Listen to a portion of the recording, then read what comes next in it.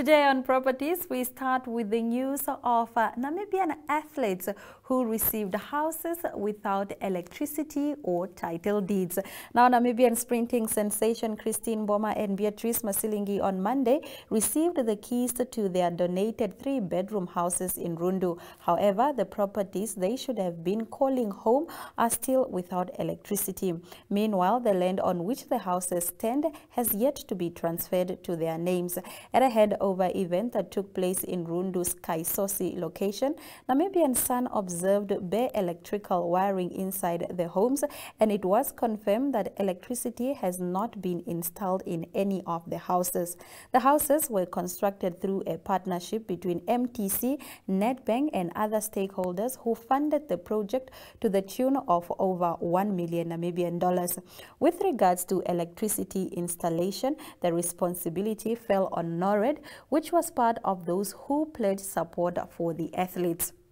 Now we move over to our next story. The average building completion value dropped from 218 million Namibian dollars in 2020 to 81 million Namibian dollars in 2021 and 2022. The pipeline activity is still looks bleak, and at the same time, actual construction of projects remain sluggishly low. And this is according to Simone Storm.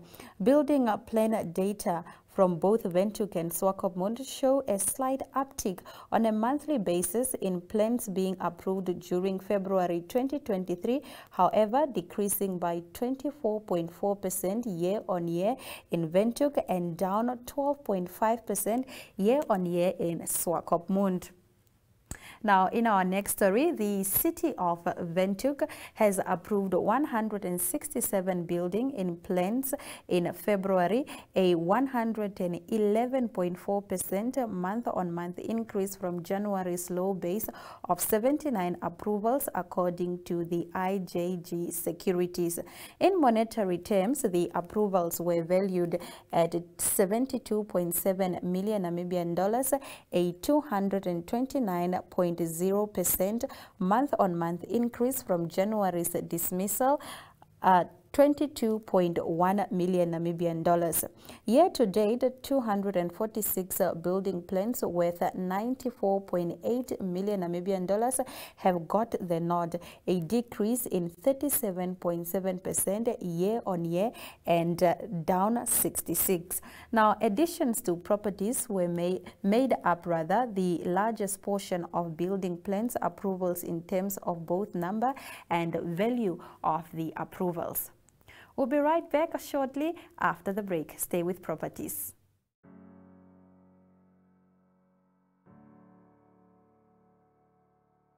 Neo Paints was founded and established by Hubert Hesse in 1953, making it the largest and oldest paint manufacturer in Namibia. Hesse wanted to make Namibian paint for Namibian conditions and opened the first Neo Paints head office in Windhoek. And up till recently, our headquarters and manufacturing site were located in Bell Street, Southern Industrial. For over 68 years, Neo Paints has created a Namibian legacy of creating personalized paint solutions that blend quality and innovation to bring beauty to the harshest environments. We pride ourselves on being a 100% Namibian-owned company and experience utmost gratification to invest in our country and our people. Neo Paints has recently invested in the construction of a new production facility on a 26,000 square meter site in Windhoek. Phase 1 was completed in April 2021, and the second phase was completed in February 2022. This development offers our company the potential to increase production capacity and increase the potential to expand the workforce through a wider distribution footprint into Southern Africa. This new, larger factory lends itself to more state-of-the-art production processes, new innovative product development, and better customer service. Our products are specifically formulated for the harsh Namibian environment by our own paint chemists, which give our company the competitive edge in the Namibian paint market. Neo Paints, a coat of excellence.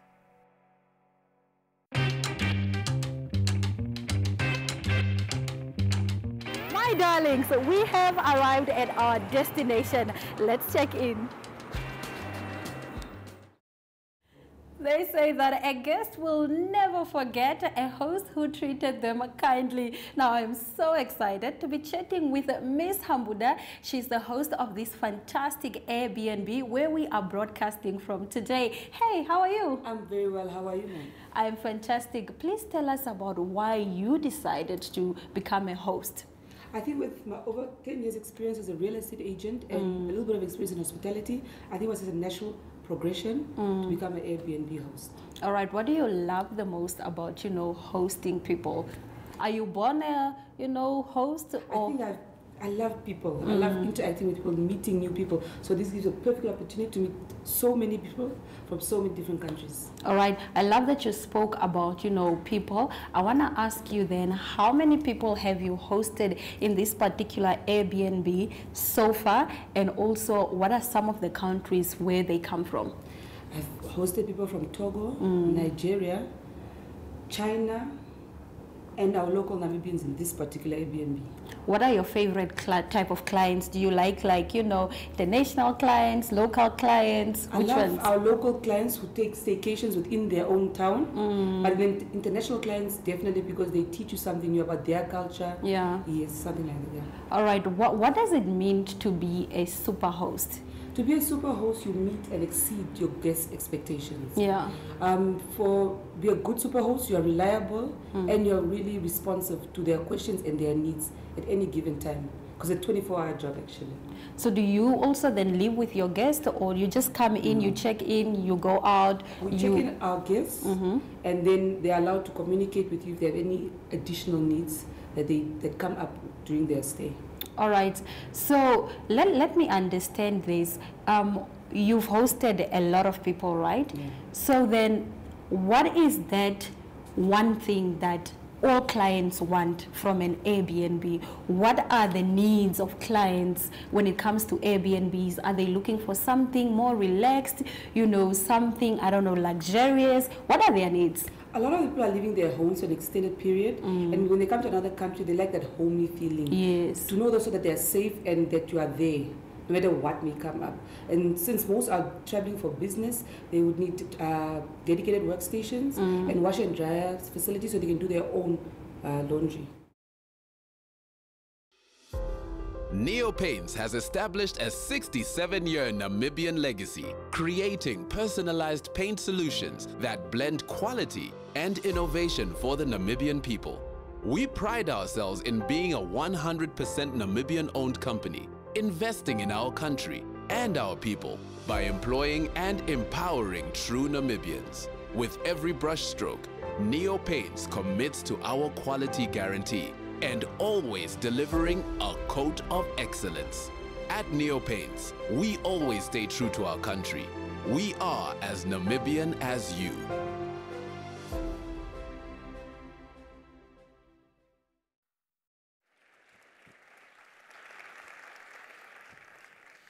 Good morning. Good morning.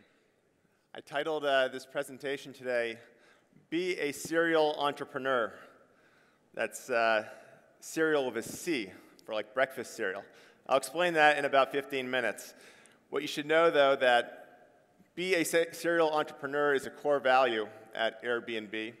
It means not only be an entrepreneur, but be creative and be scrappy. Do more with less. And it's a big part of our story. And this morning, what I'm going to share is the Airbnb founding story.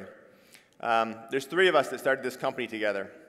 Myself, Nathan, Joe on the left, and Brian on the right. And we were all roommates at one time. We lived here in San Francisco, this apartment. And in October of 2007, the rent on this apartment was increased 25%.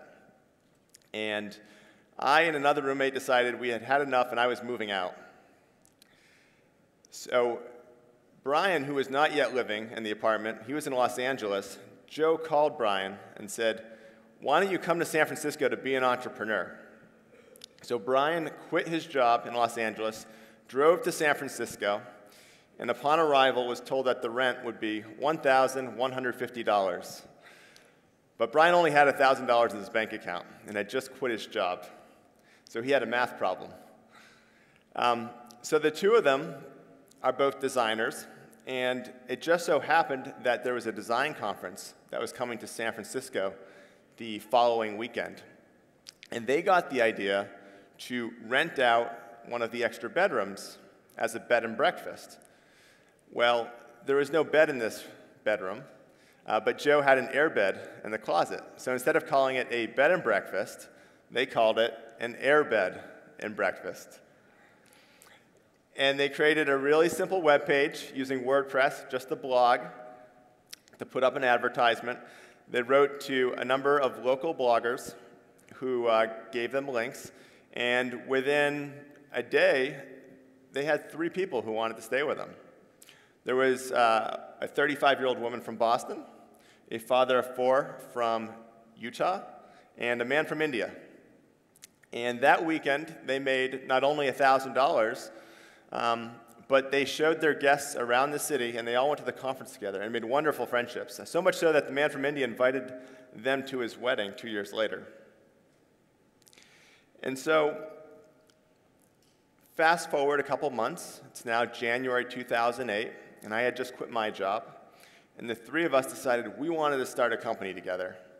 And the guys told me this story that had happened in October. And we reflected on that, and we said there must be other people and other situations where this concept would be a good idea. And so we set out to build a website. And what we did was actually very simple. It's different than what you see today. But basically, it was a directory of events where locals could put up their spare bedroom just for the event, and those coming in from out of town could look it up and basically give you a phone call. It was a directory. It was a glorified Craigslist, basically. Very simple site. It only took 3 weeks to build, and we decided to launch it for South by Southwest in 2008, March 2008. We thought this is where Twitter had launched a year before. This was where we were going to make our big launch. So we finished the site about a week and a half before the event. We got about a dozen properties on the website, and I think 2 or 3 people might have actually used it. One of which was Brian himself. So Brian flew down to Austin, Texas, and his host picked him up at the airport, brought him to his house, and the guy's wife had made Brian dinner, really nice. The airbed was set up with a chocolate on the pillow. Wonderful hospitality. Well, at the end of the night, the host asked Brian, "Do you have the money?" Because this was before we accepted payment through the website. And so Brian said, "Oh, I had forgotten to go to the ATM. Can I bring it to you tomorrow?" And the guy said, "Hey, no problem." So the next night, before bed, the host asked Brian again, "Were you able to get that money for me?" And Brian had forgotten, again, to go to the ATM. Now, at this point, the host started to get a little suspicious of Brian. He said, "Who is this guy that I don't really know, that I met on the internet, who's sleeping on my bed?" And the hospitality began to wear off. And we thought to ourselves afterwards, how nice would it be if you could just take care of the money up front? So when you arrive, you can really focus on the hospitality. There was another thing we learned from this event, which was that afterwards, people would ask us, I'm going to London, but not for an event. Can I use your service? We said, of course not. You can only use it for events because that's how you build trust. If they don't know why you're coming to town, who will let you into their house? But then we really got to thinking, and we came up with a new vision for Air Bed and Breakfast, and that was, why don't we just try to make it just as easy to book someone's home as it is a hotel? We had this motto, 3 clicks to book it. Basically, you would go to our homepage, type in a destination, see some search results, and hopefully find something you like. And if you liked it, you could click book it. 3 clicks to book it. And these are all screenshots from the early days. And so this is what we set out to build later in the summer of 2008. So say it for yourself. Jij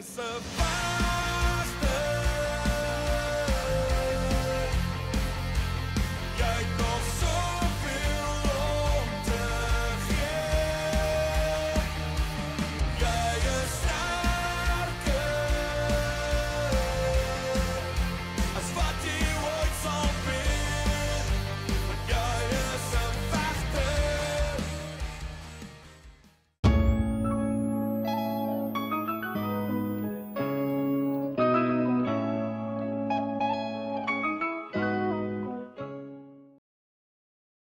Where would you say they have the, perfect type of holidaying destination in the world, in your own, in your own experience? From the guests themselves. From the guests themselves. What would you recommend your guests to When they come visit or when they come here? Yeah. A lot of them ask about the coast and about Etosha. Yeah. And that's what they hear. Now, some about Sossusvlei, but what is also see the south.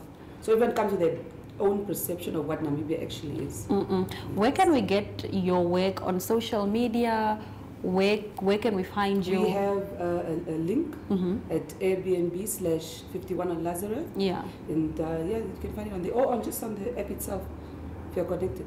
And some of your other works, what other Airbnbs have you worked at, or what other, you've been in the industry for 10 years, right? Yeah. What other Airbnbs have you worked for? What other hosting services have you provided? Tours. People like to, when they come, somebody that is trustable, take them around the city, and also just procure them a trip. If they decide they want to go to Swakop, for instance, we are able to facilitate that. Are you still doing that currently? We can do that. We cater for each case. You have to cater different services. Oh, Everyone comes with their own different needs. So some might want assistance just within Windhoek, so you can take them to Kapana, take them on a township tour. Some of them just want to know about good eateries. Others would like to explore, so they would book and they know that their things are safe in Windhoek, but then they're traveling around the country. I'm curious to find out from you, what is your favorite type of client? You like a client that is very particular, that, listen, I want like white couches in my house only. What is your type of client? Which do you prefer? The quiet ones or the very particular ones? I think it's a mixture of both, because you'll find those that push you to upgrade, to learn. So the client is telling you, no, but I had one. The TV, for instance, is not dusted behind. Small things like that. Then you have the ones who just leave you alone and they live. All right. Ms. Hambuda, thank you so much for this conversation. I will call you up so that, I can have someone bring me here. No problem. Anytime. Thank you. We came up with this concept of ramen profitability. Ramen like the soup noodles. And basically, ramen profitability for us was $1,000 a week. It meant enough money to buy ramen and pay the rent, $1,000 a week. And so we created this graph of our revenue. And the red line was our goal.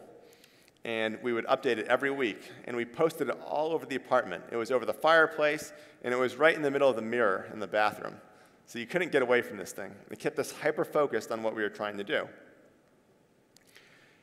It was during Y Combinator that we got some really valuable advice. This is from the creator of Gmail, actually. And he told us that it's better to have 100 users that love you than 1,000 users that like you. And so we thought about that. And Paul Graham told us something else. He said it's okay to do things that don't scale. It's counterintuitive a little bit. You're making an internet company. The whole idea is that it's self-serve and it can scale to millions. But he said when you're trying to find that product market fit, it's okay to do things that don't scale. And he asked us, where are your users? And we said, well, our users are everywhere. He said, well, no, where do you have the most users? We said, New York.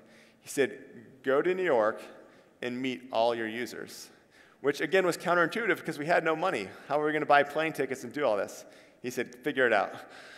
So, over the course of 4 different weekends, we went to New York and we met all of our users. At the time, we only had 20 or 30 hosts in New York, so it wasn't that hard, actually. And we noticed something about our hosts. We noticed that they had really bad photos of their properties. This was, again, in 2008, 2009, and camera phones weren't as good as they are today. So a lot of the photos were low resolution, really dark. And so we would call the hosts up and we'd say, would you like a professional photographer to come to your home and photograph your apartment for free? And people were a little confused, but they said, sure, why not? It's free. And so they got the knock on the door. And who was it? But Joe and Brian, right? The co-founders of the company. So they were a little surprised by that. But they took the pictures with a camera that they had rented. And while they're there, they opened up the website and showed them how to use the website and got product feedback. And then also invited the hosts out to beer later on that night. And so we'd get together, say 10 or so people at a time for beer, and we'd build a relationship, build a rapport, tell them our story, try to make them into our evangelists. And so much so that once we went back to San Francisco, we were able to give them a call and ask them things like, hey, your profile description, it's only a paragraph, and you have a really nice apartment. Do you mind if we write 2 more paragraphs for you? Or you're trying to charge $400 a night. That seems a bit unrealistic to start with. Maybe we could start with $50 a night, and if you get too many inquiries, you can always increase it. So had we not met these people and built a relationship, we would have never been able to ask them that. But because they had heard our story and they wanted us to be successful, they were cooperative. And as a result of taking high-quality photos, lowering the prices, improving the profile descriptions, and just generally getting the host to cooperate with us and wanting us to succeed, suddenly we had a really nice product. And it was at this point that guests from around the world started booking these properties in New York. And so the host started making money. They would tell their friends would come to the site, see the really high bar that was established, and they would emulate that. They would put up their own property and take the good photos, etc. And meanwhile, people were coming from New York from around the world, and then they would go home. And oftentimes, the guests would become hosts themselves. And so very quickly, this idea began to cross-pollinate. And so properties were popping up in Berlin, Barcelona, Hong Kong, all over the world, and suddenly you had a lot more places you could go to. And today it's exploded. There's 600,000 properties in 192 countries, 40,000 different cities, literally everywhere. And those properties are being booked. So it took us 4 years to get our first 4 million guests. But in 2013 alone, we serviced 7 million additional guests for 11 million today. So classic hockey stick growth. And on any given night, there's about 150,000 people staying in other people's homes. And so what we have realized, though, is it goes way beyond just hospitality. We've actually created a new generation of serial entrepreneurs. We did a study in Spain specifically, surveying our hosts. And what we found is that 28% of our hosts in Spain are entrepreneurs, and that those entrepreneurs have been responsible for about 40,000 jobs here. And these are new companies. So half of them are younger than 5 years, 25% over in the last year, and a third of them are located here in Barcelona. But it's not just about the money that is helping these entrepreneurs to succeed. They're actually using the service to meet other people. 55% use it to meet other people, 36% use it to meet clients, and 25% use it to get opinions on their work.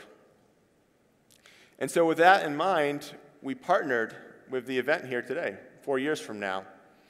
And we thought, how cool would it be if we could connect the entrepreneurs in our host community with entrepreneurs who are visiting from far and wide? So I'm not sure how many of you were able to take advantage of this, but we had many entrepreneurs staying with other entrepreneurs, hopefully making connections, hopefully propelling their businesses forward. I am feeling relaxed, refreshed, and recharged. My darlings, it's time for us to check out. We'll see you again, same time, same place. Remember, properties is more than just a building.